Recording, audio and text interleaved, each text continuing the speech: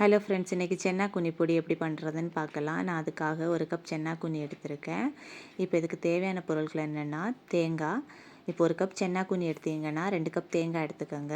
அப்புறமா வரமிளகா, ஒரு 5 வரமிளகாவும் ஒரு காஷ்மீரி சில்லியும் கலந்து எடுத்துருக்கிறேன். அப்புறம் சின்ன வெங்காயம் ஒரு 5 சின்னதாக கட் பண்ணி வச்சுருக்கிறேன். ஒரு சின்ன துண்டு இஞ்சி, அப்புறமா கருவேப்பிலை,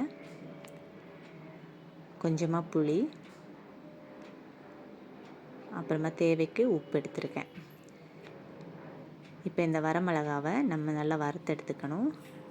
இப்போ அது வறுபட்டுடுச்சு, அது மாற்றி வச்சுக்கலாம். இப்போ அதே பேனில் சென்னா குனியை போட்டு அதையும் நல்லா வறுத்துக்கங்க, கருக விட்டுறாதீங்க. இப்போ அது வறுபட்டுருச்சு. இப்போ அதே பேனில் நம்ம எடுத்து வச்சுருக்கிற தேங்காய், அப்புறமா சின்ன வெங்காயம், இஞ்சி, கருவேப்பிலை, புளி, அப்புறமா உப்பு போட்டு இது ப்ரௌன் கலர் ஆகிறது வரைக்கும் வறுத்துக்கங்க.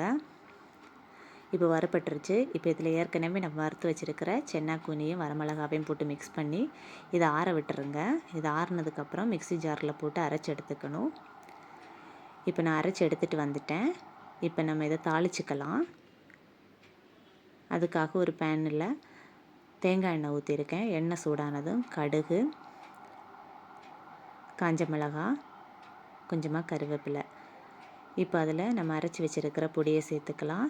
சேர்த்து கலந்து விட்டிங்கன்னா நம்மளோட சென்னா குனி பொடி சூப்பராக ரெடி ஆகிடுச்சு.